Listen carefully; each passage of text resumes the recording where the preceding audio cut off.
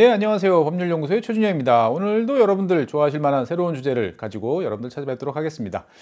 네, 최근 들어서 여러분들 지갑 속에 신용카드 많이 없어졌죠. 다 모바일, 핸드폰으로 이제 들어갑니다. 20년, 한 25년 전만 해도 인터넷 뱅킹도 신기했는데 이제는 모바일 뱅킹부터 시작을 해가지고 모든 간편페이, 간편결제 이런 것들 정말 이제 많아지고 있습니다. 어떻게 보면 다 디지털 금융과 관련돼 있는 사안들이 점점 많아지고 있고 우리 일상 속에 다가오고 있는데요. 다른 한편으로 보면 여기와 관련된 여러 가지 이슈들도 많이 등장하고 있는 것 같습니다. 그래서 오늘은 디지털 금융과 관련돼 있는 법무법인 율촌의 전문가 정세진 변호사님을 모시고 한번 이런저런 이야기 나눠보도록 하겠습니다.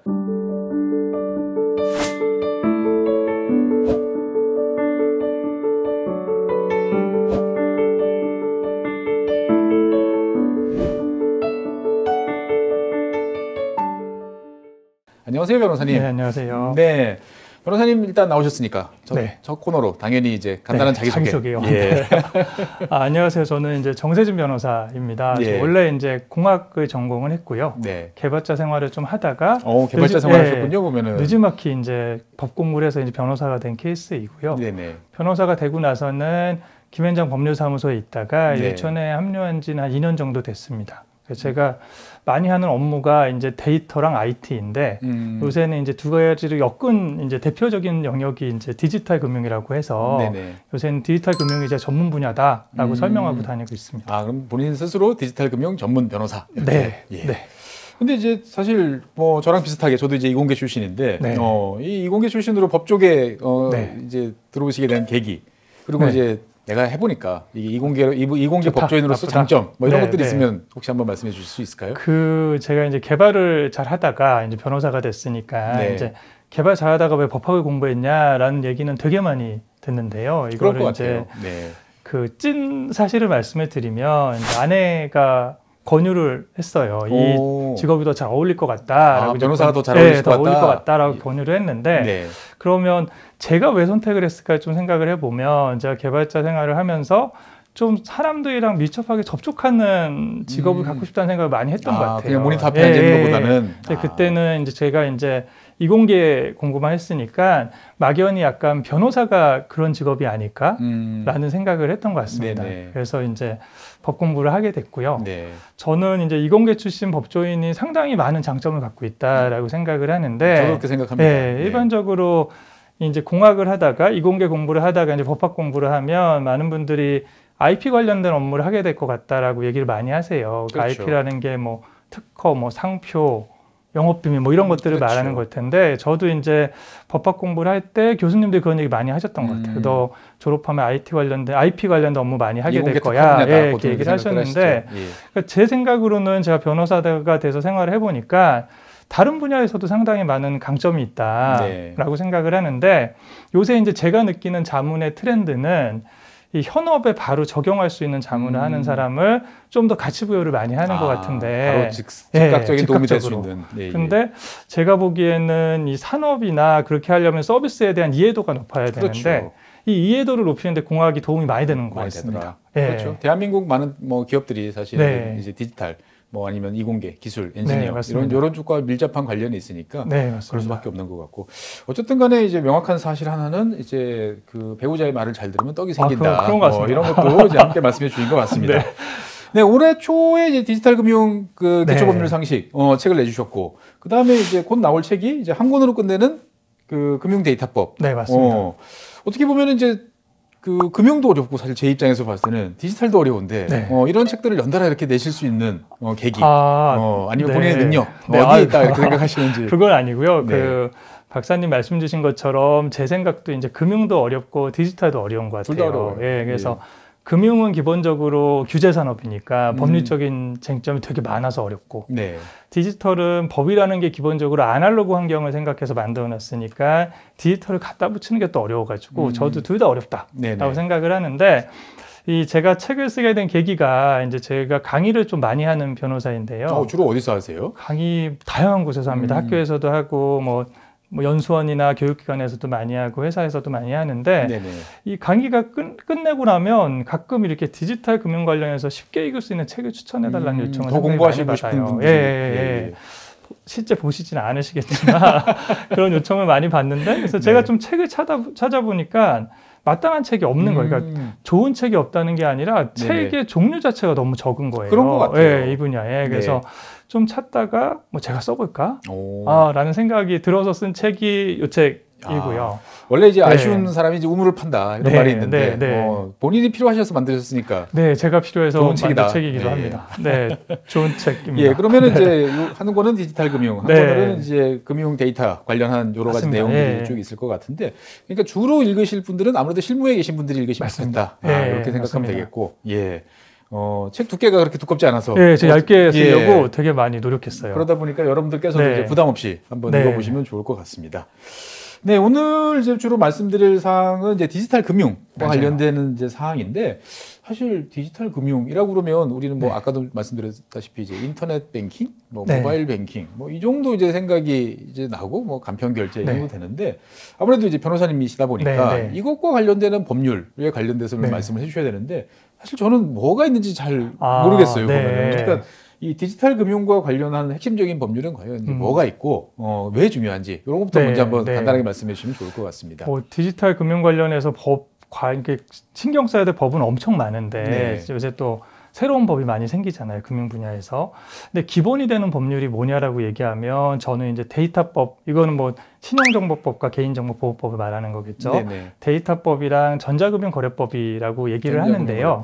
그냥 이거는 그냥 제 나름의 이제 분석인데, 저는 디지털 금융이라는 게 기존의 아날로그 금융이랑 차이점이 뭐가 있냐를 생각을 해보면 저는 이제 세 가지 특징을 얘기를 하는데, 세 가지. 첫 번째는 뭐 그러니까 선불전자 지급 수단이라든가 전자지급 결제 대행 같은 새로운 업이 생긴 거예요. 전자금융업이라는. 새로운 업종이 생기고 있다. 그래서 근데 전자금융업을 다루는 가장 메인이 되는 법이 전자금융거래법이니까 전자금융거래법이 중요하다라는 거고, 두 번째는 이제 우리나라는 기본적으로 데이터가 많이 모여있는 국가예요. 데이터를 잘 모으는 국가인데 이 기존에 모여있던 데이터를 가지고 새로운 가치를 만들어내는, 데이터를 분석해서 새로운 가치를 만들어내는 서비스들이 많이 생기는 거예요. 그래서 예를 들면 뭐 빅데이터, 마이데이터, 아니면 뭐 금융 AI 같은 것들일 텐데, 이것도 디지털 금융의 범주에 들어가는데 이 데이터 관련돼서 뭔가 규제하고 있는 법은 데이터법이잖아요. 그래서 데이터법이 또 중요한 법이다라고 생각을 하고, 마지막 세 번째는 뭐 아니라고 하시는 분도 많이 계시는데, 이 저장 공간의 변화를 만들어가지고 가치를 만들어내는 것이 디지털 금융의 하나라고 제가 얘기를 하는데, 저장 공간의 변화. 기본적으로 금융 데이터는 되게 중요한 데이터니까 기본 컨셉이 어느 구석에 잘 보관하고 접근할 수 있는 사람을 최대한 줄여가지고 이변절을 막아야 된다라는 컨셉을 갖고 있었는데, 이거에 변화가 생겨가지고 공간을 구성하는 거에 변화가 생겨서 뭐 땅에서 저장하던 거를 구름 위에 저장하기도 하고, 그리고 최대한 사람들이 접근 못하게 하는 거를 여러 사람한테 나눠줌으로써 유변조를 막는, 우리 흔히 분산원장 기술이라고 많이 하는데, 이런 거를 가지고 새로운 또 가치를 만들어내는 거가 디지털 금융의 하나의 또 특징인 것 같은데, 뭐 서비스로 예를 들자면 뭐 클라우드라든가 블록체인, 뭐 가상자산, 아니면 토큰 증권 같은 거일 텐데, 그래서 하나는 저장 공간의 변화를 가져오는 건데, 이 저장 공간이라는 거를 법률적인 용어로 얘기하면 전산시라고 하기도 하고 뭐 정보 처리 시스템이라고 하기도 하는데, 이런 거를 규율하는 금융의 메인법이 전자금융거래법 밑에 있는 전자금융감독규정이라는 거예요. 그래서 저는 이 세 가지가 디지털 금융의 좀 새로운 특징인데, 이 세 가지가 아까 두 법을 그냥 수렴한다. 데이터법과 전자금융거래법을 수렴하니까 두 가지 법이 기본법이고 중요한 법이다. 제일 중요한 법이다. 라고 이제 생각을 하고 있습니다. 어떻든 간에 이제 기존에 있던 금융에 디지털이라는 새로운 기술이 접목이 되면서 새로운 업종도 생기고 여러 가지 다양한 서비스도 생기는데, 이게 이제 어떻게 보면 많은 사람들이 또 투자도 하고 계속해서 돈도 벌고 다 좋기만 하면 좋은데 또 사건 사고도 많단 말이죠. 사건 사고 많죠.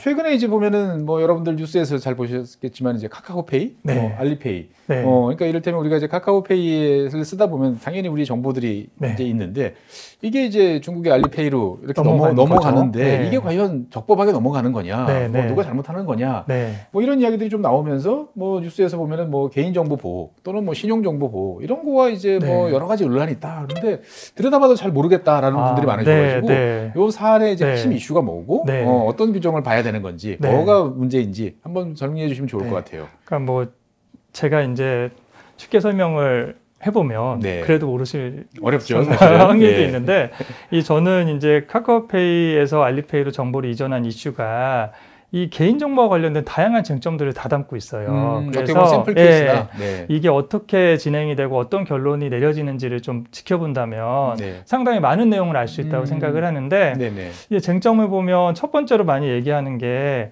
보낸 정보의 암호화가 잘 되어 있느냐라는 그렇죠. 얘기가 나와요. 일단은 정보를 꼭 필요한 사람만 알아볼 수 있도록 뭐 암호화하고 복화하는 예. 근데 이제 암호화가 잘 되어 있나라는 얘기에는 개인정보의 범위가 어디까지인가라는 쟁점이 들어가 있거든요. 보통 개인정보라 그러면 이름, 뭐 주소, 뭐 주민번호, 뭐 핸드폰 번호, 그다음에 이제 어떤 카드를 쓰는지, 뭐 기타 등등 뭐 이런 정도 생각이 드는데. 그래서 이제 개인정보의 범위가 우리나라는 되게 넓고 그 자체로 개인을 알아볼 수 있는 것뿐만 아니라 다른 정보를 합쳐져서 개인을 알아볼 수 있다고 해도 개인정보라고 이제 보거든요. 그렇죠. 근데 이제 암호화를 잘했냐 아니냐가 쟁점이 된다라는 거는 암호화를 잘해서 식별성을 없앴으면 개인정보가 아니게 되니까 줘도 된다라는 생각을 담고 있는 것 같아요. 그 쟁점이. 그러니까 암호화를 시켜서 이걸 데이터를 봐도 이게 A라는 사람인지 뭐 BZ라는 사람인지 알 수가 없으니까 이거는 그러면은 뭐 누구한테나 줘도 문제가 없다. 왜? 우리가 중요한 거는 이게 A인지 BZ라는 걸 구별하고 싶은 건데 구별이 안 되니까 맞아요. 그냥 일반적인 데이터다. 그러니까 누구한테 나눠줘도 상관없다. 말이 되는 것 같아요. 그런 생각을 담고 있는 것 같습니다. 그래서 지금 뭐 암호화의 수준이 이제 깊었다 얕았다 맞다 틀리다 얘기한다라는 거는 결국은 결과적으로는 어떤 암호화 수준이라고 한다면 개인정보가 식별성을 상실해서 개인정보가 아니게 된다라는 결론을 만들어주지 않을까. 어느 정도까지 암호화를 해서 개인을 식별할 수 없을 정도가 되는지를 기준을 정해놓고 그거를 넘어섰다. 그러면 이제 그거는 개인정보가 없는 거니까 자유롭게 활용할 수 있다. 근데 그게 되게 저는 어려울 것 같거든요. 왜냐하면 암호화 기술도 발전하지만 그 반대급부로 식별화하는 기술도 발전하잖아요. 그렇죠. 요만한 단서만 있어도 이렇게 맞춰가지고 얼마든지 해볼 수 있을 것 같은데. 계속 악유가 있을 텐데 이번 사건에서 어떻게 결론이 날까라는 게 하나의 또 궁금해하는 포인트고요. 두 번째는 여기에 담겨있는 쟁점이 개인정보를 판단할 때 누구를 기준으로 판단해야 되냐라는 되게 늘 오래 있었던 그 논쟁을 담고 있어요. 그래서 제가 이제 박사님께 정보를 전달한다라고 하면 정보를 두 사람이 이제 보게 되는데 저를 기준으로 개인정보인지 아닌지 판단해야 되냐, 정보를 받게 되는 박사님의 기준으로 판단해야 되냐라는 게 늘 있었던 이슈인데 이거를 보면 카카오페이가 알리페이한테 정보를 줬는데 암호화를 잘했다고 하더라도 카카오페이 입장에서는 복호화를 할 수 있으니까 여전히 개인정보일 거예요. 근데 가져간 알리페이 입장에서는 식별성이 없으면 개인정보가 아닐 수도 있고 식별성이 있으면 여전히 개인정보일 텐데 그러면 이 주고받을 때 개인정보성을 누구를 기준으로 어떤 사람을 기준으로 볼 것이냐라는 것도 늘 있는 이슈인데 그것도 이번에 정리될 것 같다는 생각을 좀 하고 있고요. 그러니까 정리까지 안 되겠지만 단서를 좀 주겠죠. 어떻든 간에 큰 이슈가 생기면 그거와 관련된 여러 가지 논의가 불거질 수밖에 없고 여기에 따라서 뭐 행정기관 또는 이제 사법기관의 판단이 내려지면 그 자체가 어떤 가이던스가 이제 나오니까 어떻든 간에 사실 이 디지털과 관련된 모든 건 똑같은 것 같아요. 항상 많은 데이터가 필요한데 개인 정보는 필요하니까 그러면 여기서 이제 두 가지 상충되는 거를 어떻게 이제 줄여 나갈 것이냐 해서 여러 가지 규정도 많이 만들어졌는데 계속 새로운 것들이 나오는군요, 이렇게 보면. 계속 나오죠. 특히 AI 시대가 되니까 AI에 들어가는 정보가 개인정보성이 아예 없게 되게 어려워요. 왜냐하면 개인정보성을 없애버리면 정보의 가치가 또 같이 떨어지거든요. 그렇습니다. 그러면 이 정도까지는 정보 주체한테 어느 정도 양해를 구하고 쓸 수 있는 학습을 해서 쓸 수 있는 정보야라는 약간 사회적인 합의라든가 기준이 좀 형성이 돼야 될 것 같은데요. 그것도 AI 영역에서도 늘 이제 고민하고 있는 부분인 것 같습니다. 어떻든 간에 이제 뭐 그 정 변호사님 주된 분야가 디지털 금융인데 사실 이거는 법으로 교육하는 것보다 기술의 발전이 항상 더 빠를 수밖에 없기 때문에 어떻든 간에 정 변호사님께 일단은 상의를 한다라는 것은 이 기술에 대한 이해를 잘 하고 계시고 그러니까 거기에 토대로 아마 이런 식으로 이제 예측 또는 이제 전망 이런 것까지 같이 합쳐져서 뭐 자문이라든지 여러 가지 조언을 드릴 수 있겠군요. 보면. 자문이 그래서 좀 많이 어렵습니다, 요새. 그럴 것 같아요. 그리고 요새 고객, 저희 클라이언트들의 특징이 쉬운 거 잘 안 물어봐요. 쉬운 거는 본인들이 다 아시지 않습니까? 방송 보시는 분들도 쉬운 이야기는 나 다 알아. 그러니까 잘 안 물어봐요. 좀 힘들고. 그러니까 어떻든 간에 이런 개인정보 같은 경우도 이제 정리가 됐다 싶은데 또 이슈가 나오고 또 이슈가 나오고 이런 건데 어떻든 간에 카카오페이, 알리페이 같은 경우도 개인정보 이슈 되게 많아요. 그거 말고도 뭐 국외이전, 가명정보 뭐 등등 다양한 이슈를 담고 있어서 그 개인정보 관련된 이슈를 상당히 다양한 걸 담고 있는 사례다라고 볼 수 있습니다. 언제 이거 한번 좀 정리가 되면은 따로 이제 뭐 웨비나나 한번 하셔야 될 것 같은데요. 그럴까요? 네. 그리고 이제 최근에 이제 뭐 많은 분들이 사실 이제 카카오페이, 알리페이는 좀 기술적인 성향이 강한 데 비해서 당장 내 돈, 돈과 관련된 이슈가 크게 터졌지 않습니까?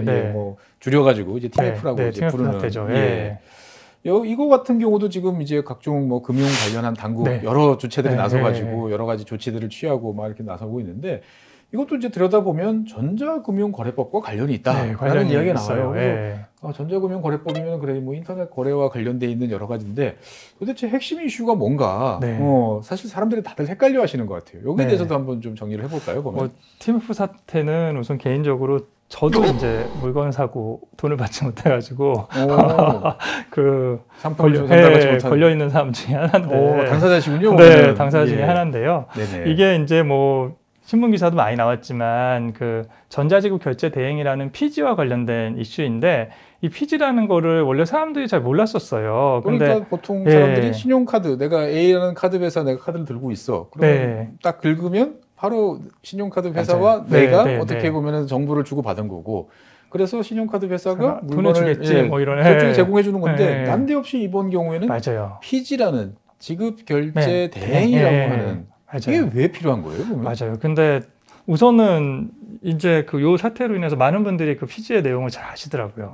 이제 자문하다 보면 잘 아는데 이 피지라는 게 지금 박사님 말씀 주신 것처럼 이제 법률적인 용어로는 전자지급 결제 대행이라는 건데 기본적인 컨셉은 이 전자적인 상황에서 이 상거래를 할 때 이 제품의 물건의 경로랑 자금의 경로를 나눈다는 게 이제 기본적인 컨셉이에요. 그래서 물건의 경로는 판매하는 사람이 책임을 지고 자금의 경로는 이제 대행하는 회사가 책임을 진다는 게 기본적인 컨셉인데 이 전자지급 결제 대행이라는 거가 정의 자체가 좀 어렵게 쓰여져 있어요. 그래서 이 전자적 방법으로 재화의 구입 또는 용역의 이용에 있어서 지급 결제 정보를 송신하거나 수신하는 것 또는 그 대가의 정산을 대행하거나 매개하는 것이라고 해서 되게 어렵게 쓰여져 있습니다. 그래서 저희 그 자문할 때 우스갯소리로는 저나 이제 박사님처럼 이거는 이공계 출신이 쓴 것 같다. 어떻든 간에 이 기술적 사항을 어떻게 법률적 용어로 옮기려고 어렵게 쓰여져 있는데 그냥 쉽게 말하면 전자적 방법으로 상거래를 할 때 돈을 중개하는 역할을 하는 거가 이제 피지라고 얘기하고 요걸 하고 싶은 사람은 이제 라이센스를 받아야 되는 등록을 받아야 되는 건데요. 요 피지 관련된 거를 이제 지금 TMF 사태에 이렇게 쭉 집어넣어 보면 고객이 이제 TMF에서 물건을 결제하면 그 돈이 판매자한테 가야 되는데 이 과정을 이제 봐야 되는데 고객이 카드를 긁었다고 하면 카드사가 바로 판매자한테 주는 건 아니고 카드사가 이제 토스페이먼트나 카카오페이 같이 이제 피지사들한테 돈을 먼저 주면 피지사들이 그 돈을 이제 TMF에 주고 TMF가 수수료를 제한 다음에 판매사들한테 주게 돼요.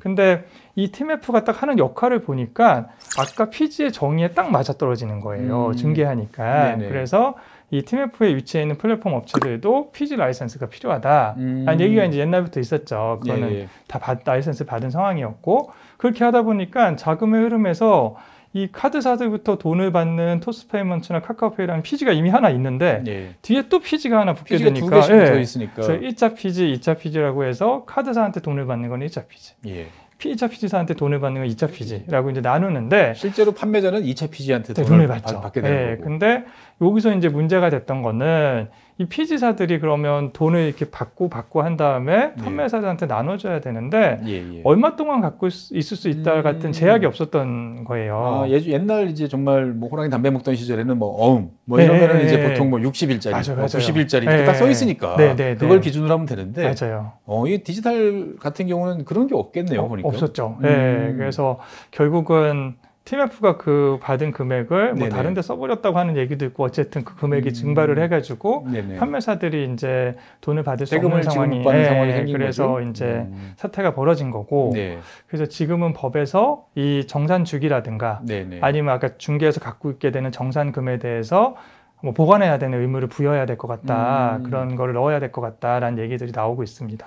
어떻든 간에 이제 이 전자금융 거래라는 건 되게 많이 쓰고는 있는데 제도적으로 이제 미비하다기보다는 이슈가 생기면 그게 갑자기 구멍이 되게 커 보이고 그러면 그거를 막기 위해서 뭐 이제 새로운 제도나 법률이 또 등장을 하게 되고 그렇게 되면 이거 전체적인 구조를 파악하기가 참 어려운 영역이다 이런 생각이 좀 듭니다. 보면. 방금 말씀하신 방식으로 법이 좀 발전하다 보니까 법 전체가 이렇게 흐름이 보이기 좀 보다는 이렇게 뭔가 이렇게 추가적으로 이렇게 달라붙어서 법이 이렇게 흘러가는 느낌이 나요. 덧붙여지는 형태로. 그래서 약간 법이 한 번에 확 한눈에 보이지 않고 여러 블록으로 나눠지는 것 같은 느낌을 받는 경우가 많습니다. 그러니까 이제 보통 이제 방송을 보시는 분들도 대부분 법률에 대해서 관심이 많으시겠지만 뭔가 이슈가 있으면 딱 이제 법률, 시행령, 그다음에 관련된 규정을 펼쳐놓고 보다 보면 이해가 이제 대부분 된다라고 생각하시지만 이 디지털 금융과 관련된 것은 그렇게 접근하기는 쉽지 않다. 어려운 것 같아요. 그러니까 혼자 고민하시기보다는 정 변호사님께 상의를 드리는 게 훨씬 빠르고 가장 좋은 방식이죠. 시간을 절약할 수 있다.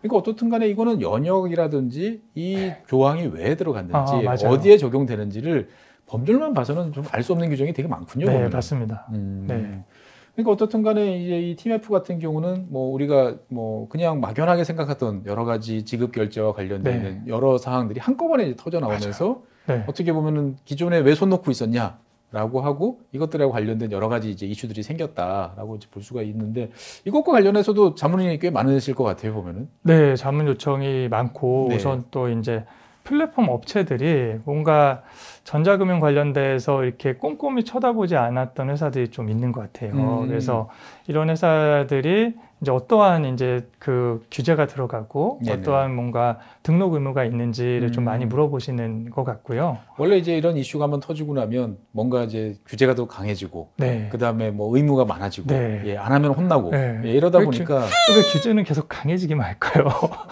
그거는 당연할 수밖에 없습니다. 보면은 이제 왜냐하면 이제 보통 규제 중에서도 여러 가지가 있습니다. 분노 규제가 있거든요. 이게 누가 이런 일은 다시는 만들지 말자. 그래서 이제 그 전까지는 너무 심하게 보이던 규제도 한번 사건 사고가 터지고 나면 갑자기 문턱이 낮아지면서 확 많아지고 이러는 걸 이제 보통 이제 규제하시는 분들이 분노 규제라고 이제 말씀하시시는데 아마 TMF도 여기에 해당되지 않을까 싶은 생각이 좀 드는데 좀 걱정스러워요. 약간 혁신과 규제가 밸런스를 맞춰야 되는데 맞춰야 되는데 너무 이런 이벤트가 많이 터지다 보니까. 그러니까 뭐 이제 그런 거 비슷하지 않겠습니까? 자식을 키우는 입장에서 봤을 때도 자식이 뭔가 이제 어떤 뭐 게임이라든지 뭐 때문에 사고를 내면 아예 그거를 다 치워버리고 싶지. 뭐 이걸 합리적으로 잘 조정하는 것보다 아예 눈에 안 보이게 만들어버리고 싶으니까 좀 과하게 나오는데 이 디지털 금융과 관련해서는 사실 그렇게 또 할 수도 없고 이미 우리 숨 쉬는 것처럼 자연스러운데 맞습니다. 어쨌든 여러 가지로 좀 고민이 많다. 라고 이제 말씀을 하시는 것 같고요.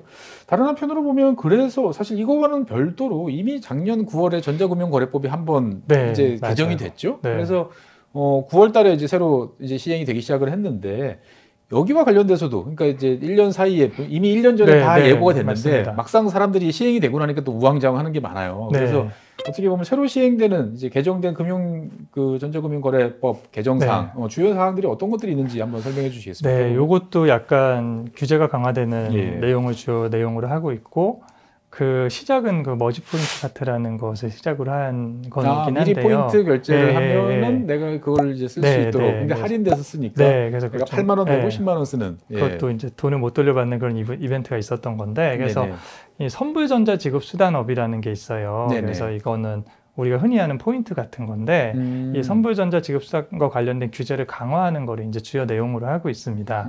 그때까지는 그냥 이 기업하고 이용하는 회원들이 서로 당신이 얼마 결제하면 내가 포인트를 얼마 쌓아줄게요. 현금처럼 쓰세요. 그러면 두 사람 사이의 그냥 관계 또는 내가 미리 뭐 성금을 집어넣으면 뭐 10% 더 드리겠습니다. 이런 거에 대해서 별로 규제가 없었는데 근데 좀 더 이제 살짝만 맛배기를 구체적으로 설명을 드리면 이제 선불전자 지급 수단에 지금 박사님 말씀 주신 것도 해당되는 범위가 이제 확 넓어지는 거예요. 그러니까 기존에는 기존과 바뀐 거 이렇게 한번 말씀해 보실까요? 기존에는 결국은 이 선불전자 지급수단 포인트라고 하더라도 이게 그 발행인 및 특수관계인 외 제3자의 물건을 살 때 사용이 돼야 되고 그리고 사용하는 업종이 2개 업종 이상인 경우에만 전근법에서 말하는 선불전자지급산에 해당이 되고 그런 경우에만 이제 라이센스 받은 자만 발행을 할 수 있었어요. 그래서 예를 들면 그냥 서점에서 책을 사는 데만 쓰는 포인트가 있다라고 하면 서점은 그 업종 분류가 소매업이거든요. 그럼 업종이 하나잖아요. 하나니까 이건 선불이 아니니까 전근법상에 등록 없이 아까 말씀하신 것처럼 등록 없이 이제 사용을 할 수 있었는데 여러 곳에서 뭐 이를테면 마트에서도 쓸 수 있고 상품도 여러 개 되고 상품도 다양해야 되고 네 맞아요. 근데 법이 바뀌면서 아까 우선은 발행인 및 특수관계에서 특수관계인을 없앴습니다. 그래서 제외했고 업종 2개 업종을 아예 없애버렸어요. 그래서 결국 정리를 해보면 뭐 특수관계인이냐 업종이 몇 개나 상관없이 발행한 회사가 자기네 회사에서만 쓰는 거는 선불이 아니고 나머지는 이제 다 선불이 되어버리는 거죠. 그래서 등록 의무가 엄청나게 등록을 해야 되는 회사들이 엄청나게 많아지네. 사실은 뭐 여러 포인트들 되게 많지 않습니까? 이제 보면은.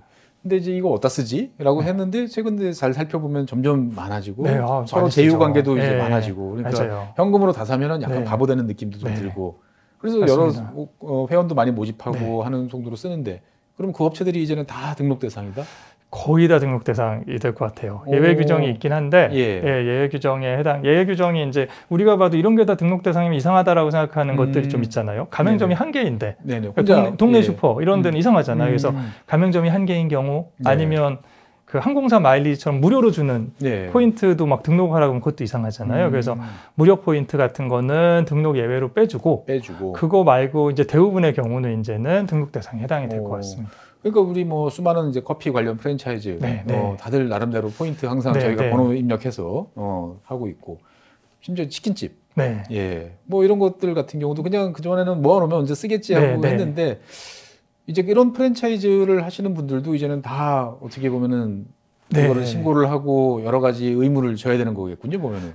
약간 이제 다를 수 있는데 그 프랜차이즈 내에서만 만약에 사용한다라고 하면 발행인 판 물건만 사는 거니까 괜찮고. 근데 그 프랜차이즈가 아닌 뭐 자회사나 뭐 이런 계열사에서 쓴다고 하면 아까 계열사 예외가 없으니까 그것도 이제 등록을 해야 될 것 같고. 그러니까 딱 그 한정 범위를 넘어서기 시작했다라고 하면 어떻든 간에 이걸 만약에 안 하면 처벌은 어떻게 되나요? 제재가 그 전자금융거래법이 제재가 의외로 좀 센데 돈과 관련이 있으니까 그런가요? 맞습니다. 그래서 3년 이하의 징역 또는 2천만 원 이하의 벌금 처해질 수 있다고 되어 있습니다. 사실은 이제 많은 기업들이 나도 해당되나?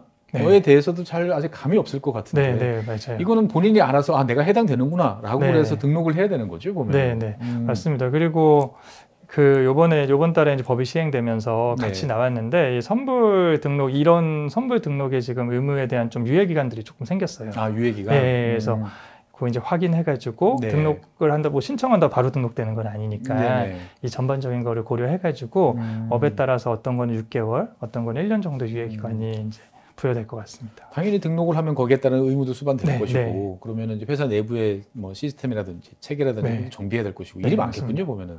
많아요. 변호사님께서도 바빠지실 일이다. 그래야 될 것 같습니다. 어떻든 간에 기업 입장에서 봤을 때는 그 전까지 그냥 편하게 어떻게 보면 고객을 모을 수 있고 여러 가지로 이제 서로가 윈윈이다라고 하는 이런 포인트 뭐 쉽게 이야기했던 그런 선불 충전금과 관련돼서는 이제 좀 신경을 많이 써야 되는군요. 그럴 것 같습니다.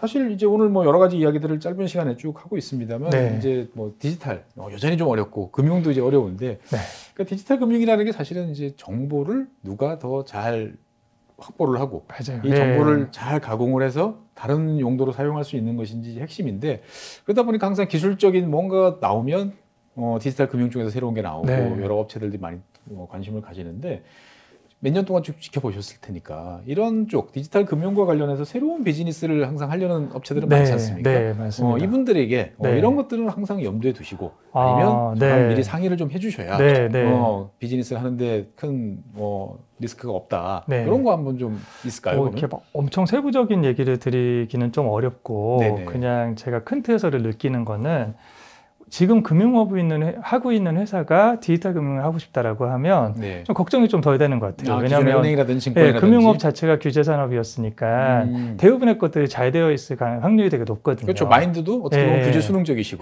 그래서 제가 그냥 강조하는 거는 전자금융거래법을 보면 정보보안 관련된 규제들이 있는데 이게 좀 딴 법보다 하나 더 좀 엄격하게 되어 있어요. 그래서 이 우리 회사가 갖추고 있는 정보 보안 관련된 수준을 한 단계 더 업그레이드 해야 될지도 모른다. 그래서 그거를 염두에 두고 이제 서비스를 이제 런칭하고 기획하였으면 좋겠다라고 얘기를 하고요.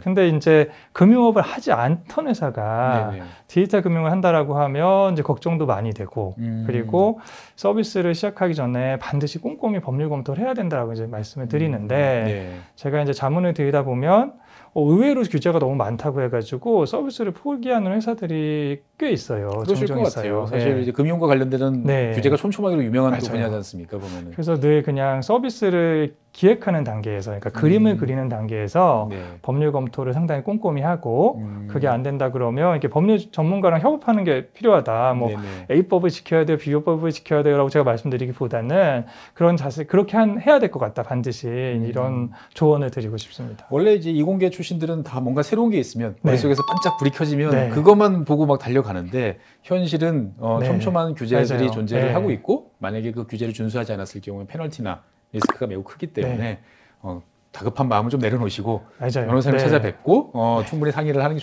좋겠다. 좋겠죠. 그게 훨씬 나을 것 같습니다. 그리고 금융 규제는 늘 소비자 보호라는 걸 아주 강하게 염두에 두고 이제 금융법이 만들어져 있기 때문에 회사에서 생각하는 것보다 뭔가 해야 될 의무들이 훨씬 더 많을 가능성이 높거든요. 그래서 시장이 크다고 함부로 쉽게 생각하고 갈 뿐이 아니다. 신박하다, 기발하다 이렇다고 함부로 할 그런 건 아니고 이제 법률적인 거를 좀 꼼꼼히 보면서 그 답을 찾아가야 될 것 같습니다. 어떻든 이 디지털 금융이라는 것은 끊임없이 변하는 분야이기 때문에 사실은 이제 뭐 기존의 노하우 이런 것들도 중요하지만 적극적으로 공부하는 자세가 매우 중요하다고 보시는데 공부는 어떻게 하고 계십니까, 보면? 공부가 할 게 진짜 많아요. 그리고 많죠. 법이 너무 자주 좀 바뀌어요. 그래서 제가 강의하다 보면 첫 페이지가 이제 최근 1년간 바뀐 법 내용인데 그게 늘 PPT로 3페이지는 넘어가요. 근데 기본적으로 전통적인 법들은 그렇게 자주 바뀌지는 않잖아요. 안정성이 중요하니까. 그렇게 하다 보니까 봐야 될 자료도 상당히 많고 제가 이 이제 촬영하기 직전에도 보도자료가 하나 나와서 읽다가 왔거든요. 그래서 계속 따라가야 된다. 계속 따라가야 된다고 얘기를 하고 저는 그게 꼭 나쁜 것만은 아니라고 생각을 해요. 계속 따라가는 거는 아무나 할 수 없기 때문에 어떤 면에서는 꾸준한 사람이 전문가가 되기 또 기회가 또 많은 분야인 것 같다. 라는 생각도 좀 하고 있습니다. 네, 알겠습니다. 어떻든 간에 이제 정세림 변호사님께서는 이제 끊임없이 변하는 분야를 쫓아가기 위해서 매일매일 노력을 하고 있으니까 새로운 변화, 새로운 비즈니스를 염두에 두고 계신 분들께서는 믿고 언제나 상담을 요청하시면 좋은 동반자가 되셔서 문제를 해결해 주실 거다. 이렇게 말씀드려도 되겠죠? 그럼요. 네, 알겠습니다. 네, 오늘은 이제 저희가 숨쉬는 것처럼 정말 자연스럽게 접하고 있는 디지털 금융과 관련되어 있는 여러 가지 이야기를 나눠봤습니다. 잘 알 듯 모를 듯 하는 여러 가지 과제가 있습니다만 그때마다 우리 저희 정세진 변호사님을 찾아서 디지털 금융과 관련되어 있는 새로운 서비스와 관련되어 있는 이슈들을 상의드리면 아마 좋은 결과가 나오지 않을까 싶습니다. 네, 바쁘신 와중에도 이렇게 나오셔서 대단히 감사하고요. 지금까지 시청해주신 여러분 대단히 감사합니다. 감사합니다.